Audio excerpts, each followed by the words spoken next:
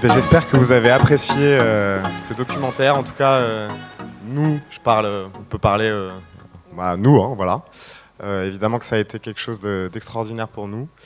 Et donc, je crois que Rémi, tu voulais quand même dire un petit quelque chose avant que je commence l'interview.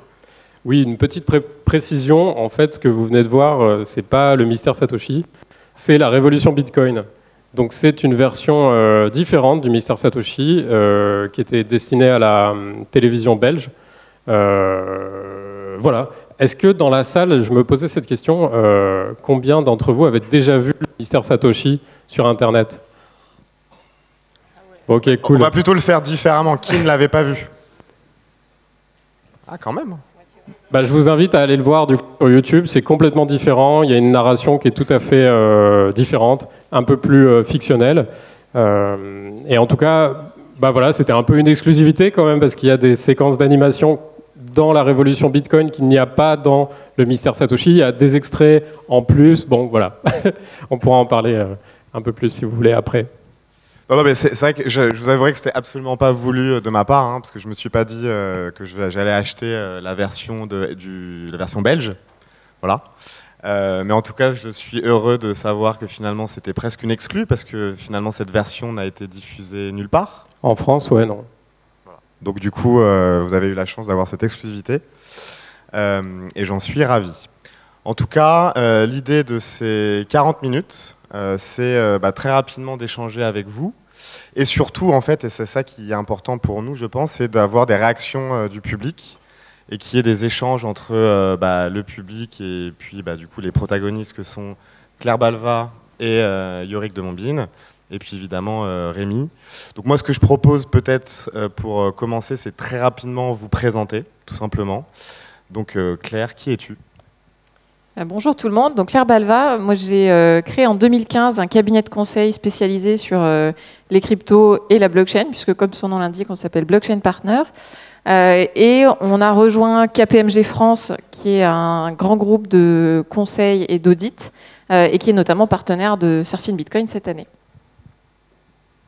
Yorick ? Yorick de Montbine. Alors moi je suis haut fonctionnaire, je travaille à la Cour des comptes, mais je m'exprime à titre individuel en fait. J'ai découvert Bitcoin en 2016 et en fait je m'intéressais aux philosophies libérales, à la technologie et à l'économie monétaire. Donc quand je suis tombé sur Bitcoin, ça m'a tout de suite intrigué et depuis j'essaie de creuser et j'écris des articles et je partage ce que j'essaie de comprendre. Voilà, puis Rémi, peut-être, je pense qu'on a compris qui tu étais et que tu étais le réalisateur de ce film. Mais j'avais une première question pour toi, finalement. Elle est assez basique, mais c'est finalement pourquoi as-tu eu cette idée de film et finalement quels étaient tes objectifs avec ce film ? Comme je l'ai dit avant la séance, moi j'ai commencé à entendre parler du Bitcoin à l'hiver 2017. On était en pleine bulle des $20 000 pour ceux qui étaient dans les parages. Et dans les médias, on entendait surtout parler du Bitcoin pour son côté spéculatif, son aspect énergivore, le fait que c'était encore vraiment beaucoup perçu comme la monnaie des criminels, etc. Et quand moi je me suis intéressé à Bitcoin, c'est pas du tout le premier truc qui m'a sauté aux yeux. C'était vraiment le côté complètement fou de waouh, on a réussi à créer la rareté sur Internet avec un réseau pair à pair, avec un système de blocs. Et ça, c'était quelque chose qui me semblait important et qu'on ne voyait jamais. Du coup, j'ai commencé à m'y intéresser. Et puis le deuxième truc qui m'a complètement, pour le coup, soufflé, c'était que la personne ou le groupe de personnes qui avait réussi à cette prouesse était resté anonyme. Et ça m'a complètement soufflé, quoi. À l'heure des réseaux sociaux, à l'heure de Facebook, à l'heure d'Instagram, etc., où on est tous un petit peu tracés de façon volontaire aussi. C'était quelque chose qui m'intéressait, qui m'a vraiment interpellé. Et puis ensuite, en creusant, je me suis rendu compte que cet anonymat était extrêmement important pour le protocole en lui-même. Et donc c'est comme ça que j'ai eu l'idée d'entremêler ces deux arches. L'une sur Satoshi, donc qui est vraiment très peu présente dans la révolution Bitcoin, et l'autre donc sur le Bitcoin en lui-même et sa trajectoire depuis 2008. Ok, bah merci pour cette réponse. Et en fait, j'aimerais maintenant me tourner vers toi, Claire, parce que je crois que tu es, je pense, une des meilleures vulgarisatrices du sujet. Voilà, je te le dis. Et j'aimerais... Je vois que je ne suis pas le seul à le penser. Est-ce que finalement, tu peux nous résumer Bitcoin, et à quoi sert Bitcoin, et finalement, à quoi répond les problématiques de Bitcoin? En 2 mots, en quelques mots. En 2 mots. Ouais, non, mais après le documentaire, je pense que tout le monde, en plus, a déjà un super niveau, donc ça va être facile. Mais moi, je présente souvent Bitcoin comme la monnaie d'Internet. Donc c'est une monnaie qui est uniquement informatique, il n'y a pas de pièces, il n'y a pas de billets, et surtout, c'est une monnaie qui fonctionne sans banque centrale. Donc c'est vraiment une communauté décentralisée qui fait fonctionner Bitcoin. Et donc Bitcoin répond à ce besoin d'un fonctionnement monétaire qui est transparent, qui est vraiment décentralisé, et qui a de surcroît un certain nombre d'avantages techniques, puisque c'est une monnaie qu'on peut s'envoyer d'un bout à l'autre de la planète en quelques minutes, et qui aujourd'hui est adoptée d'ailleurs par des pays qui avaient besoin d'une monnaie neutre pour ne pas dépendre d'un autre État d'un point de vue de souveraineté monétaire. Bah écoute, cette définition me va parfaitement. Et ça me permet d'embrayer sur toi, Yorick, parce qu'évidemment, j'adore ta modestie, mais tu es quand même quelqu'un aussi de très brillant, et pour moi un des cerveaux les plus brillants de cet écosystème. Et j'aimerais connaître, sachant ton expertise sur l'économie et l'école autrichienne, justement sur ce côté cypherpunk et libertarien. En fait, est-ce qu'il y a un lien? Est-ce que c'est finalement Bitcoin qui a provoqué ce rapprochement? Est-ce que tu peux nous en dire plus par rapport à tous ces sujets-là? C'est vrai que les termes cypherpunk et libertarien, ils sont assez intrigants. Je connaissais déjà un peu la philosophie libertarienne avant de découvrir Bitcoin, mais j'avais jamais entendu parler des cypherpunk. Et encore aujourd'hui, dans les médias, quand les journalistes emploient ce mot, c'est toujours avec ce petit terme moqueur, ce truc de punk en fait. Toujours cette espèce de condescendance pour mépriser Bitcoin et l'écosystème Bitcoin. Et en fait, quand on creuse un peu, qu'on lit les dialogues entre Nakamoto et puis ses développeurs, quand on lit les écrits de ces cypherpunks qui ont écrit très tôt, dans les années 90, on se rend compte que en fait, c'était un courant, enfin peut-être pas un courant de pensée, mais un ensemble de scientifiques et de penseurs qui avaient une cause commune qui était la vie privée. Ils ont en fait beaucoup théorisé ça, ils ont beaucoup écrit et ils suivaient cette cause, ils s'engageaient pour mettre la cryptographie au service de la vie privée. Et dans ces écrits, on se rend compte que beaucoup d'entre eux connaissaient très bien la philosophie libertarienne. Donc les libertariens, en gros, pour résumer, c'est ceux qui se méfient beaucoup des excès potentiels des États. Et donc quand on lit par exemple Timothy May, qui est un des fondateurs du courant cypherpunk, il cite beaucoup David Friedman, qui est le fils de Milton Friedman, qui a écrit un ouvrage majeur du courant libertarien, qui est The Machinery of Freedom, traduit en français par Vers une société sans État. Il cite aussi Ayn Rand, qui n'est pas économiste, mais qui est une philosophe et romancière très appréciée des libertariens. Et puis, quand on lit, par exemple, Nick Szabo, qui est un autre grand cypherpunk, en fait, il cite pas mal Karl Menger, qui est un des grands inspirateurs du courant libertarien, des économistes autrichiens. Al Finney aussi, un des grands cypherpunks, cite George Selgin, qui est un libertarien vivant du Cato Institute, un économiste. Et Tim May a écrit quelque part, je ne sais plus si c'était dans un message ou une publication, qu'il estimait qu'à peu près 50% des cypherpunks, de la mailing list des cypherpunks, étaient libertariens. Et en fait, c'est facile à comprendre parce que les libertariens comme les cypherpunks se méfient des excès de l'État, notamment en matière de vie privée. Mais les libertariens élargissent un peu leur réflexion avec une doctrine un peu systématique dans tous les domaines, alors que les cypherpunks se concentrent sur le sujet de la vie privée. Ok, merci Yorick pour cette réponse. Je me retourne d'ailleurs vers vous trois, en fait. Je ne sais pas qui va répondre à cette question, mais je pense que c'est une question que tout le monde se pose, en tout cas que moi je me pose d'ailleurs. C'est finalement si Satoshi avait été démasqué ou s'il avait dévoilé son identité dès le début, que se serait-il passé pour Bitcoin aujourd'hui? Est-ce que vous avez une théorie par rapport à ça? Donc, je ne sais pas qui veut prendre la parole, qui va oser prendre la parole. Alors moi, le premier truc qui me vient à l'esprit quand tu dis ça, c'est que je me dis finalement l'anonymat de Satoshi aujourd'hui, c'est je pense ce qui démarque Bitcoin de la quasi-totalité, voire la totalité des autres protocoles, des autres crypto-monnaies. Et le fait que le créateur de Bitcoin soit toujours inconnu à ce jour, c'est ce qui fait aussi l'unicité de Bitcoin. Et donc si on connaissait Satoshi Nakamoto, je pense que la concurrence avec d'autres protocoles, d'autres crypto-monnaies serait peut-être un peu plus rude. Après, c'est pas la seule chose qui fait de Bitcoin ce qu'il est, mais je pense que ça joue et donc ça enlèverait un argument de poids à Bitcoin par rapport à Ethereum ou d'autres. Les autres, peut-être? Yorick? Oui, moi je suis d'accord avec Claire. En fait, ça enlèverait une partie de la magie, enfin de la mythologie Bitcoin. Outre le fait que ce malheureux Nakamoto aurait sans doute subi des pressions en tout genre, notamment judiciaires. Mais ça aurait changé Bitcoin. Mais alors, sur Satoshi, je ne sais pas si,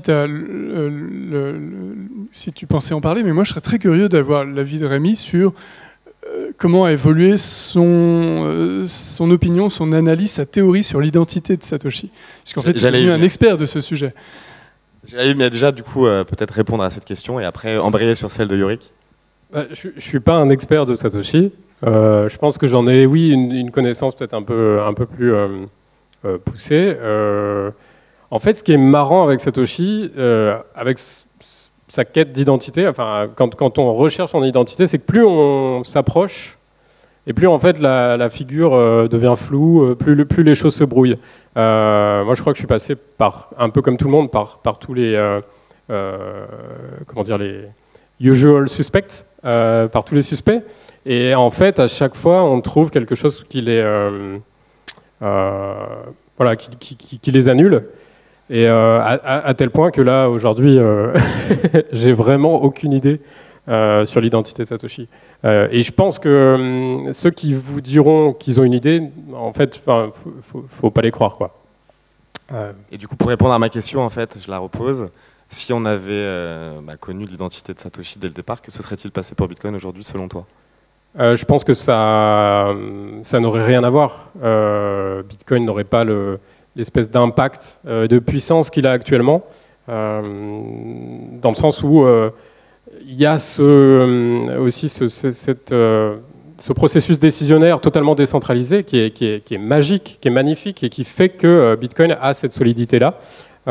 Et si Satoshi s'était mis sur le devant de la scène, avait commencé à donner des directions, des indications, ce qu'il a un peu fait d'ailleurs au début quand il était encore là, en 2009-2010, s'il avait continué de faire ça, alors le Bitcoin n'aurait pas la puissance qu'il a actuellement. Et c'est-à-dire, c'est potentiellement un outil qui n'a pas de limite.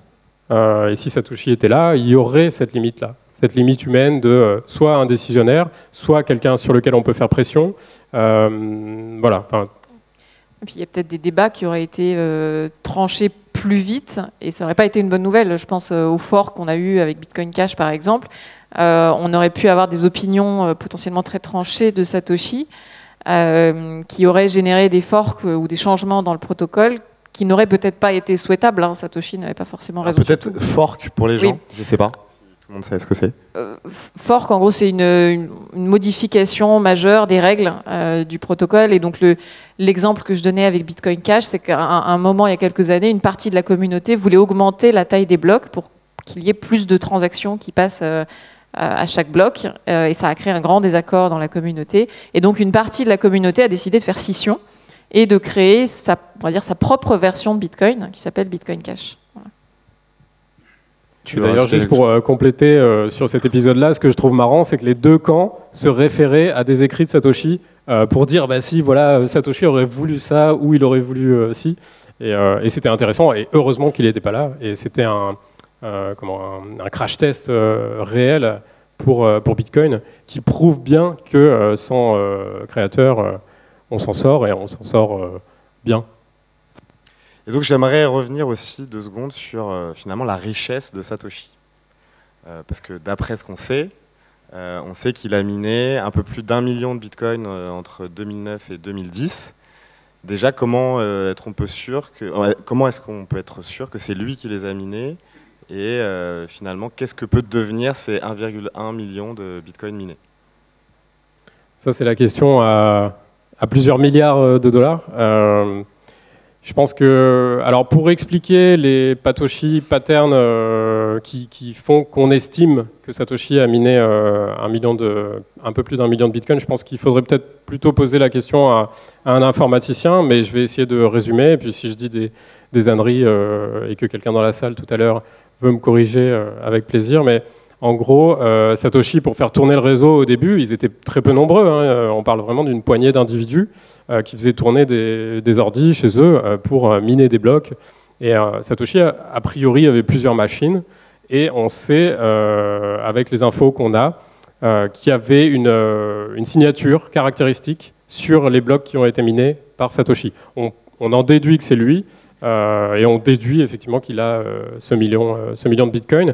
Je pense que, en tout cas, ce qu'on peut déduire de la personnalité de Satoshi, ça c'est ma conviction profonde, hein. Après on en fait ce qu'on en veut, mais le connaissant, je pense qu'il s'est débarrassé de ses clés privées, je pense qu'il a tout brûlé et qu'ils bougeront jamais, ces Satoshi, à moins d'être miraculeusement, à moins qu'on retrouve la clé publique miraculeusement, par hasard, ou grâce à un ordi quantique, je sais pas. Parce que finalement, évidemment qu'on connaît tous Craig Wright, qui prétend être Satoshi. Donc je ne sais pas si quelqu'un veut peut-être parler rapidement de cette personne, peut-être Yorick, si tu veux peut-être rapidement raconter cette histoire. Ouais, en 2 mots, c'est un Australien complètement mythomane en fait, hein. Un entrepreneur assez brillant, hein, qui est capable de faire illusion, qui connaît plein de choses, qui sait en parler, mais avec toujours un ton très agressif. Et alors, il a passé toute sa carrière à frauder le fisc australien. Et à un moment donné, il s'est dit que pour continuer à frauder efficacement, il fallait qu'il fasse croire qu'il était l'inventeur du Bitcoin. Et donc, il a annoncé qu'il était l'inventeur du Bitcoin, et tous les médias se sont rués sur lui et ont été fascinés. Et simplement, il semble qu'il n'ait jamais réussi à prouver. Alors qu'on sait très bien ce qu'il faudrait faire pour prouver qu'on est l'inventeur du Bitcoin. Il faudrait pouvoir signer une transaction avec la clé privée de Nakamoto. Et en fait, il a réussi à duper certains des principaux experts, hein, comme Gavin Andresen. C'est Gavin Andresen, oui, c'est ça, oui. Qui est le premier développeur de Bitcoin après Nakamoto. Il a réussi à le duper. Et aujourd'hui, il a une ribambelle de procès sur le dos, et c'est très mal parti pour lui. Et tant mieux. Alors finalement, est-ce qu'il y a d'autres? Alors après, c'est la question aussi que j'imagine que tout le monde se pose, c'est quels sont les usual suspects justement sur qui pourrait probablement être Satoshi? Je sais que, allez, je vais commencer à Alfinet. Ça fait partie des candidats. Est-ce que vous voulez peut-être préciser quelques points là-dessus, Claire? Alfinet, c'est celui qui a reçu je crois que c'était 10 premiers bitcoins de Satoshi Nakamoto. Donc c'est vrai qu'on peut se dire, Satoshi se les a envoyés à lui-même au début, à sa vraie identité. Et puis Alfinet, je crois que ce qui fait douter certains, c'est qu'il me semble qu'il y a quelqu'un dans sa rue ou dans son quartier qui s'appelle Satoshi Nakamoto. Et donc il y a tout un... Comment ? Dorian Nakamoto. Ah, okay. Et donc effectivement, il y a certaines personnes qui se sont dit il a été inspiré par le nom de cette personne pour créer un pseudonyme. Mais là encore, il n'y a aucune preuve. Et on peut se dire que Alfinet, qui est décédé en 2014 d'ailleurs, n'aurait jamais voulu révéler qu'il était Satoshi Nakamoto. Mais la vérité, c'est qu'on ne le saura jamais. Si jamais c'était lui, ça reste du coup, sur Alfinet, quand même, ce qui est assez perturbant, c'est qu'effectivement, il y a ce fameux Dorian Nakamoto qui habitait à côté. Alfinet, apparemment, s'est fait cryogéniser. Oui. C'est quand même des choses qui sont assez atypiques. Donc, effectivement, en tout cas, moi, personnellement, ça fait partie de mes candidats préférés. C'est vrai. Mais je sais, justement, c'est pour ça que je suis curieux, toi, Yorick. Non, mais je trouve pas que ce soit des indices. Le fait qu'il y ait un voisin qui s'appelle Nakamoto, en fait, l'inventeur du Bitcoin connaissait Alfinet, ils se connaissaient tous, c'était un petit groupe. Et donc, ce Dorian Nakamoto est un cryptographe qui travaille sur des sujets différents. Et donc, il a dû, presque sous forme de gag, emprunter le nom d'un cryptographe voisin d'Alfinet. Et Alfinet lui-même n'aurait pas choisi le nom d'un de ses voisins s'il avait voulu se dissimuler. Moi, je ne crois pas à l'hypothèse d'Alfinet. Alfinet est un personnage fascinant, extrêmement attachant, mais je ne crois pas du tout à cette hypothèse. Et donc, du coup, toi, tu n'as pas de Alors, si, moi, j'ai une hypothèse. Ouais. Alors, parmi les vivants, les deux Les plus intéressants, à mon avis, c'est Nick Szabo, l'inventeur de BitGold, grand théoricien de la monnaie, de la social scalability, etc. Et puis Adam Back, le patron de Blockstream, la plus grande entreprise du secteur Bitcoin, qui a exactement le profil et visiblement le genre de psychologie, le genre d'attitude, le genre de vision. Mais j'ai du mal à croire qu'en fait ça puisse être quelqu'un de vivant. Moi, je parie plutôt sur quelqu'un qui est mort. Et il y a quelqu'un qui est connu des bitcoiners, mais dont on parle beaucoup moins en général, qui est Len Sassaman, qui est un cryptographe qui est mort à l'âge de 31 ans, un mois après le message de Nakamoto annonçant qu'il se retirait. Ce Len Sassaman était très connu des cypherpunks. Il était un cypherpunk extrêmement engagé, un cryptographe de niveau mondial, qui connaissait Alfinet, qui avait interagi avec tous ces gens-là, et en fait, il a donc le profil idéal. Et il est mort, en fait, dans des conditions tragiques, puisqu'il s'est suicidé. Il était dépressif, il avait visiblement des problèmes neurologiques assez graves, qui lui rendaient la vie épouvantable, mais il a trouvé la force, quand même, de travailler, de produire, d'accomplir une œuvre en cryptographie tout à fait reconnue, et peut-être Bitcoin. Après, ce qui est intéressant sur ce sujet-là, c'est que quel que soit l'individu ayant créé Bitcoin, en fait, Satoshi, il n'a pas inventé tant de choses que ça. Alfinet avait déjà publié le RPOW avant. On avait les travaux d'Adam Back, on avait d'autres travaux aussi, les travaux de Wayday avant. Donc c'est ça que je trouve intéressant avec Bitcoin, c'est que c'était une idée dans l'air du temps. Et ça allait arriver à un moment donné, et voilà, c'est cet individu, ou ce groupe d'individus, Satoshi Nakamoto, qui a pondu Bitcoin. Mais finalement, c'était là, et finalement, c'est le fruit d'un travail d'une vingtaine d'années, d'un travail collectif, de gens qui échangeaient en permanence, soit par mail, soit sur des mailing lists. Et ça, je trouve que c'est vraiment, vraiment intéressant. Après, donc effectivement, les suspects habituels ont été cités. Quelque part, moi, je me dis, si on savait, on serait très surpris. J'imagine pas, je conçois pas l'identité de Satoshi Nakamoto comme quelque chose qui soit là sous nos yeux. Je pense que c'est vraiment un truc. En tout cas, c'est ce que je fantasme, et j'aimerais bien que ce soit. Peut-être qu'on serait déçu d'ailleurs si on découvrait Nakamoto. Mais moi je suis d'accord avec toi quand tu dis que finalement, Nakamoto, il a inventé, mais il n'a pas tout inventé lui-même. On peut même se demander si Bitcoin n'aurait pas fini par être inventé, même si Nakamoto ne l'avait pas inventé. Parce qu'en fait, le processus de l'innovation, c'est ça, c'est des tâtonnements pendant des décennies. Et puis ensuite, il y a 2-3 inventeurs de génie qui sont un peu en concurrence. Et il y en a un qui sort l'invention avant les autres. Mais, l'innovation, parce que c'est pas tout à fait la même chose. Et finalement, tout s'était mis en place progressivement pendant 30 ans. Toutes les briques étaient en place. Et à un moment donné, quelqu'un devait les rassembler et avoir le coup de génie pour sortir le truc qui fonctionnait. Mais le vrai coup de génie, c'est l'anonymat. C'est vrai que se dire, je vais révolutionner l'informatique et je vais pas me mettre en avant et je vais pas chercher à gagner de l'argent dessus ou à devenir célèbre. Ce qui écarte d'ailleurs, soit dit en passant, le profil Craig Wright, c'est prodigieux. Voilà, c'est le deuxième prodige de Satoshi en tout cas. Tu veux peut-être rajouter quelque chose, Claire, ou c'est bon ? Il reste 18 minutes. Je vais poser une dernière question. Et ensuite, j'espère que le public aussi a beaucoup de questions pour nos invités. Et en fait, moi, ma dernière question, elle est toute simple. C'est est-ce que, selon vous, on pourrait recréer un coin décentralisé, sans tiers de confiance? En bref, est-ce qu'on peut recréer un nouveau Bitcoin?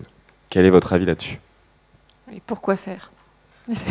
T'as déjà Bitcoin, tu vois. Donc après, techniquement parlant, on peut. Maintenant, toute la difficulté, c'est d'arriver à un effet de seuil, à recréer une communauté finalement, parce que comme la technologie est déjà là, il suffit de dupliquer ce qu'il y a déjà sur Bitcoin ou même ailleurs.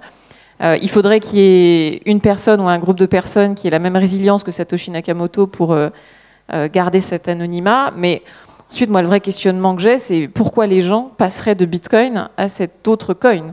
Et là, j'avoue que j'ai du mal à trouver un vrai argument. Donc il faudrait proposer quelque chose de novateur, quoi. Oui, si Bitcoin échoue, effectivement. Mais en l'état actuel des choses, pour l'instant, Bitcoin n'est pas en train d'échouer.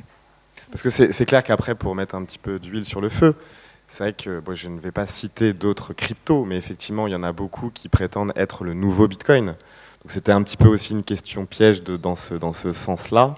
Donc je ne sais pas si Yorick ou Rémi vous voulez rajouter quelque chose par rapport à ça. Moi, je pense que ce ne serait pas possible parce que les États ne laisseraient pas faire. Si Bitcoin échouait aujourd'hui et qu'on voulait recréer une crypto-monnaie qui ait les mêmes caractéristiques d'invulnérabilité, en fait, de robustesse technique, de résistance à des attaques étatiques, en fait, les États identifieraient cette tentative très vite. Ils ne l'ont pas fait sur Bitcoin parce qu'ils étaient à des années-lumière de comprendre ce qui se passait, mais ils ne reproduiront pas cette erreur 2 fois. Donc, ils ne laisseront pas recréer une autre monnaie du type Bitcoin, et donc je pense que c'est une expérience non reproductible. Et donc, on a tout intérêt à ce que Bitcoin réussisse, parce que s'il ne réussit pas, on est vraiment dans une situation préoccupante. Oui, je suis vraiment d'accord avec Claire et Yorick. C'est une expérience qui est non reproductible. Et il y a beaucoup de spécialistes qui disent que les conditions de gestation de Bitcoin ont été vraiment très particulières. On ne savait pas ce que c'était. Les quelques personnes qui s'y sont intéressées, qui ont fait tourner des machines, voilà, le faisaient en fait pour l'expérience et pas pour l'appât du gain. C'était totalement en 2009. C'était dingue de se dire ce truc aura de la valeur et on pourra acheter des choses avec et un pays l'adoptera. C'était juste impossible. Aujourd'hui, je pense que on a vu l'exemple Bitcoin, donc il y aurait tout un tas de gens qui seraient là pour l'appât du gain ou qui seraient. Donc le réseau n'aurait pas le temps en fait de se consolider, de naître un petit peu. C'est Dan Held qui a cette métaphore de la plante. Il voit Bitcoin comme une plante, voilà, qui grandit de façon organique. Et je trouve que c'est une image qui est assez parlante. Et je pense qu'effectivement, c'est pas reproductible en tout cas de cette façon-là. Alors, 15 minutes. Qui veut lancer le bal? Je crois que là-bas, il y a une petite question. Bonjour à tous. J'ai une question en continuité à peu près avec la question que vous venez de poser. Comment voyez-vous le futur de la décentralisation, étant donné qu'il y a des très grandes sociétés, comme je prends un exemple, MicroStrategy, qui ont des parts plutôt importantes dans le Bitcoin et qui peuvent faire valuer eux-mêmes les cours et les changer. Voilà. Claire, Yorick, Rémi. Alors c'est une vaste question et en plus on peut voir le terme décentralisation de différentes manières parce que là dans votre question vous parlez de décentralisation vraiment au sens financier, c'est-à-dire qu'est-ce qui se passe si un acteur achète tous les bitcoins par exemple ou une partie substantielle des bitcoins et peut faire varier le cours. En fait je pense qu'il y a pour moi une incitation économique à ce que ça reste un minimum décentralisé parce que si demain un acteur voulait acheter la moitié des bitcoins, par exemple, si tant est qu'il y ait des acteurs suffisamment riches pour le faire, en réalité, ça enverrait quand même un signal assez négatif au réseau et puis aux utilisateurs de bitcoin. Et donc, ça ferait probablement chuter le cours, alors même qu'il y aurait une forte demande. Donc, sur le moment, ça le ferait monter. Et finalement, à terme, le prix aurait, je pense, plutôt tendance à baisser parce que les gens seraient effrayés. Ils se diraient, je vais acheter du bitcoin, mais c'est cet acteur qui domine l'ensemble du marché. Et donc, il n'y a pour moi pas tellement d'intérêt financier à nuire à la décentralisation de Bitcoin. Alors, il peut y avoir un intérêt politique, mais ça nécessiterait des moyens conséquents. Oui, c'est vrai qu'il y a, dans la décentralisation, il y a 2 aspects. Il y a décentralisation du minage et décentralisation de la détention. Quand MicroStrategy ou des grandes boîtes possèdent beaucoup de Bitcoin, je ne crois pas que ça puisse avoir une influence sur la décentralisation du minage. Mais en revanche, ça peut poser un risque effectivement sur le marché. Si ces boîtes vendent tous leurs Bitcoins d'un seul coup, le marché s'effondre. Donc c'est pas tout à fait satisfaisant. Simplement, ces boîtes n'ont probablement pas intérêt à gérer ça n'importe comment. Ce sont des boîtes cotées, observées, etc. Et puis, peut-être qu'il va y avoir une tendance au fractionnement de la détention progressivement.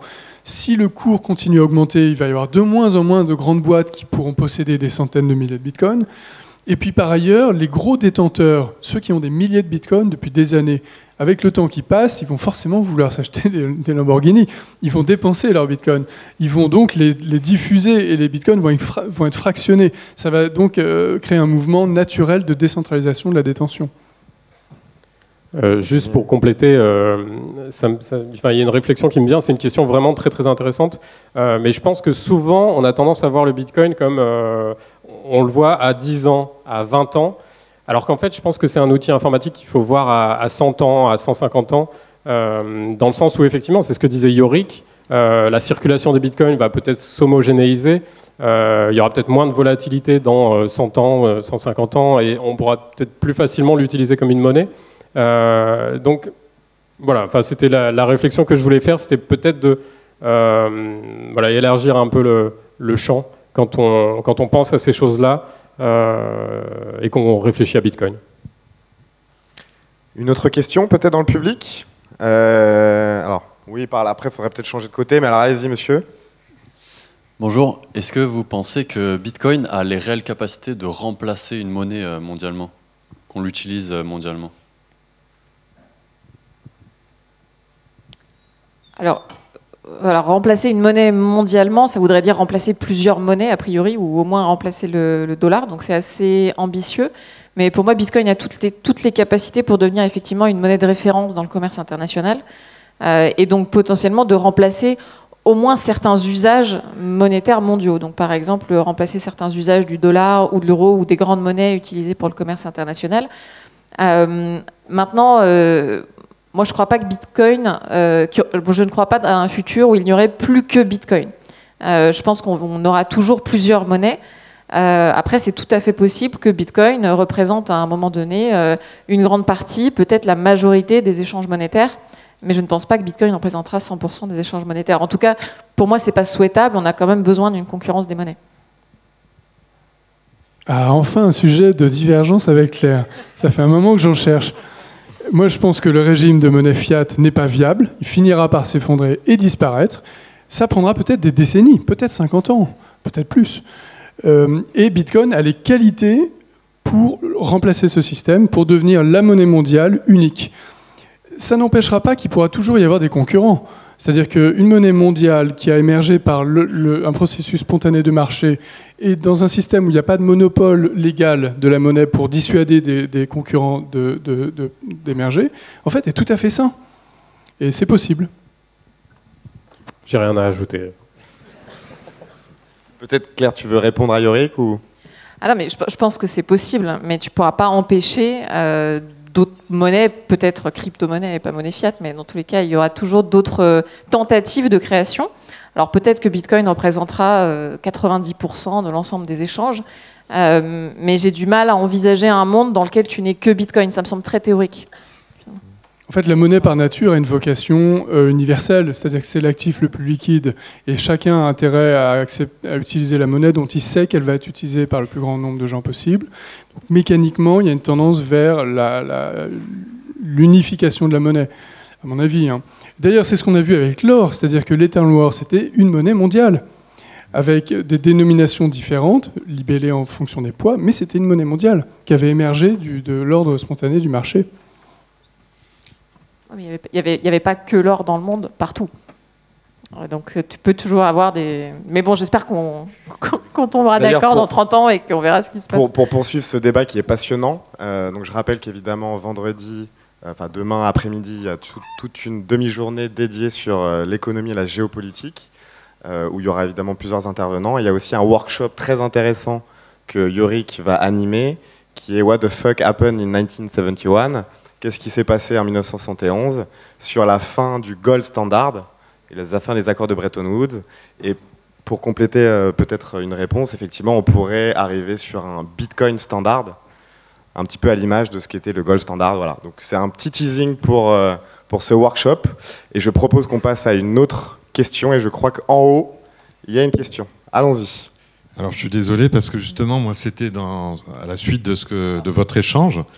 Mais en fait, si on impose, le Bitcoin s'impose, parce qu'en fait, là, on a bien compris que c'était quelque chose qui n'était plus contrôlé. Est-ce que c'est pas une révolution sociétale mondiale et qu'on assiste actuellement peut-être aux prémices avec la guerre, avec les crises justement que vous venez d'évoquer?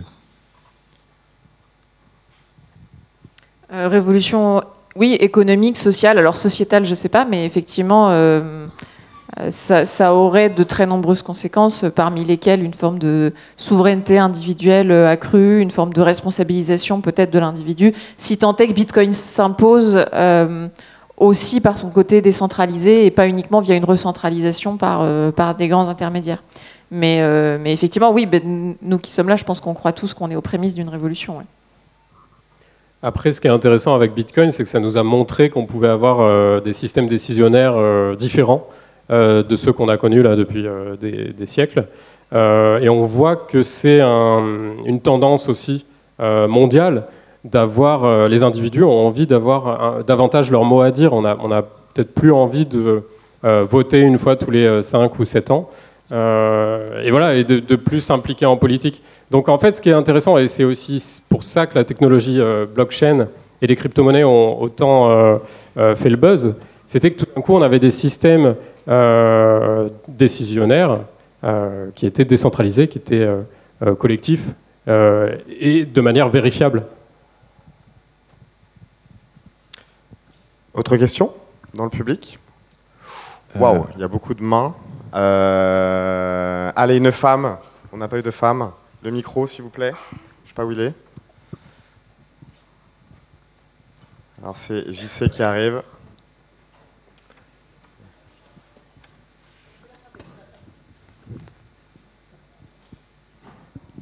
Merci beaucoup. On parlait de l'onboarding progressif des boîtes B2B sur tout ce qu'on est en train de faire dans cet écosystème magnifique et très florissant. Où est-ce qu'on en est, d'après vous, de la température gouvernementale en réaction au Bitcoin, au blockchain, à ce genre de technologie?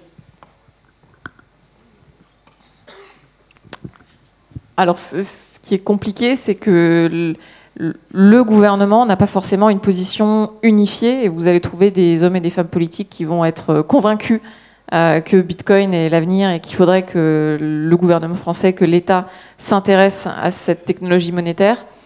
Il y a beaucoup de personnes en fait qui ignorent tout de Bitcoin, qui ne s'y intéressent pas, et puis il y en a d'autres qui en font leur cheval de bataille. À l'inverse, parfois c'est assez démagogique pour dire il faut lutter contre la spéculation, contre Bitcoin. Donc il y a un peu de tout.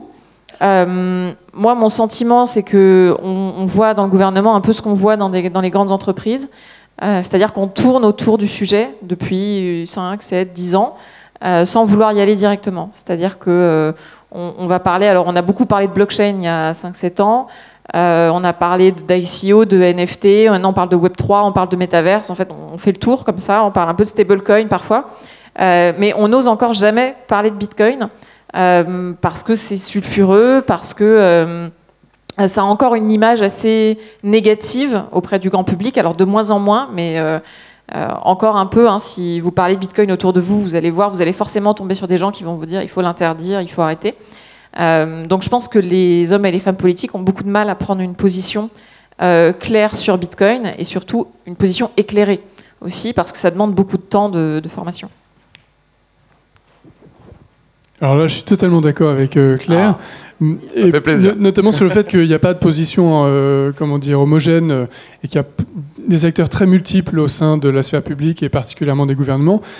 Mais si je devais résumer la position moyenne en fait, des gens dans les gouvernements, notamment chez nous, en France, d'abord, c'est le blockchain bullshit à fond.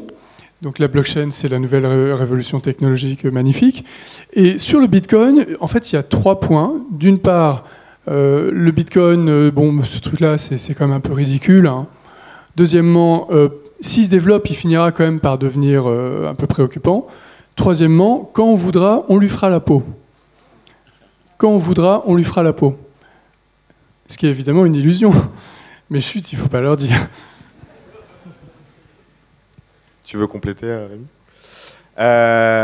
Question, en haut. Bonjour à tous. Moi, j'avais une question. Donc, il y a eu des gros investissements récemment sur cette espèce de thèse qui est apparue dans, disons, l'environnement VC sur un monde multi-chain qui viendrait, où Bitcoin ne serait qu'une des chaînes. Voilà, ma question, c'est qu'est-ce que vous pensez de cette vision, et plus généralement, à mon sens, Bitcoin a un vrai sujet sur le développement. C'est-à-dire, finalement, les corps développeurs, il n'y en a plus beaucoup. Il y a des départs non remplacés.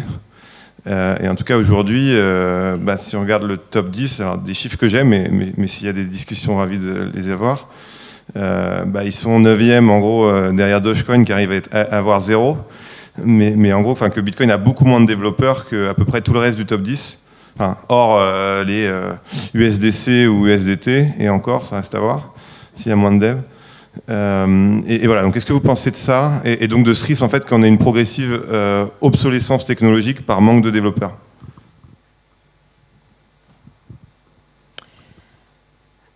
Alors, sur le monde multi-chain, moi j'avoue que j'ai beaucoup de mal à y croire parce que ce qu'on voit quand même, c'est que toutes les blockchains, tous les protocoles finissent par avoir plus ou moins les mêmes problèmes et notamment des problèmes de scalabilité. Avec l'arrivée des Layer 2, alors que ce soit sur Bitcoin ou sur Ethereum ou autre, en fait, on se rend compte que certaines blockchains n'ont eu un succès que parce que d'autres étaient engorgées. Et donc j'ai beaucoup de mal à croire dans la thèse qui voudrait qu'on ait un monde avec plein de blockchains, parce qu'à partir du moment où on aura des protocoles qui pourront absorber un grand nombre de transactions, alors c'est déjà le cas sur Bitcoin, petit à petit, ces blockchains vont perdre en valeur ajoutée. Après, sur la pénurie des développeurs, c'est un sujet partout, il y a une question d'attractivité des talents. Maintenant, moi je pense finalement assez logique qu'il y ait plus de développeurs sur des protocoles qui sont encore à construire. Et je comprends un peu l'attrait pour un développeur de se dire je vais aller reconstruire quelque chose plutôt que d'aller sur une application, sur un protocole déjà existant. Donc ça me semble être un phénomène assez logique, mais ce qui fait la valeur de Bitcoin pour moi, c'est pas tant le nombre de développeurs que sa résilience et sa stabilité technologique dans le temps. On n'a pas forcément besoin d'avoir des améliorations tous les 2 jours, d'avoir des nouveaux types de smart contracts ou je ne sais quoi. La valeur ajoutée de Bitcoin, c'est ce côté long terme et solidité que d'autres protocoles n'ont pas. Juste, quand on parle de développeurs Bitcoin, je pense qu'il faut aussi regarder les développeurs sur les surcouches. Sur Lightning Network, je pense que c'est tout l'inverse. Je n'ai pas les chiffres, mais a priori, l'utilisation et le développement de ces layers explosent. Donc voilà, je pense que c'est un élément à prendre en compte aussi. Et j'ai envie de te dire, je te propose de poser cette question samedi après-midi, parce qu'il faut savoir qu'on a quand même la chance à Surfing Bitcoin cette année d'avoir pas moins de 5 développeurs Bitcoin Core. Donc c'est, je pense, assez exceptionnel. En tout cas, samedi après-midi, il y aura toute une demi-journée pour parler de ces sujets-là, et je pense qu'il y aura des gros débats, parce que ta question, elle n'est pas dénuée de sens, et je la comprends parfaitement. Mais en tout cas, samedi après-midi, clairement, il faudra l'adresser. Et j'aurai une dernière question pour toi, Rémi, parce que c'est important de savoir, est-ce qu'il y aura une suite de ce film?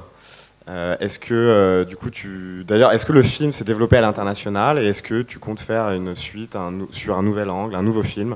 Enfin bref, raconte-nous tes projets, on a tout envie de savoir. Le mystère Satoshi vit une très belle vie. Je suis vraiment très heureux voilà, il a été diffusé dans une dizaine de pays, déjà grâce à Arte qui diffuse un peu partout en Europe. Et puis ensuite, il y a d'autres télés dans d'autres pays qui l'ont acheté pour le diffuser. Il y a eu des projections, il y a eu tout un tas d'événements. Donc ça c'est vraiment top. Faire une suite du mystère Satoshi pour l'instant, non. c'est pas dans les tuyaux. Par contre, c'est vrai que moi j'ai plusieurs projets en développement et il y en a un que j'aimerais beaucoup faire effectivement pour creuser l'aspect minage du Bitcoin et faire une espèce de focus très exhaustif sur l'industrie, sur les enjeux géopolitiques, économiques. Voilà, faire quelque chose de vraiment très fouillé, une enquête fouillée sur le minage. Donc ça c'est en cours, j'espère que ça verra le jour bientôt. Eh bien, écoute, on te le souhaite. En tout cas, Claire, Yorick et Rémi, je vous remercie infiniment pour cet échange. Merci. Et je propose que vous puissiez continuer cet échange ce soir pendant l'apéro. Donc merci à vous. Merci.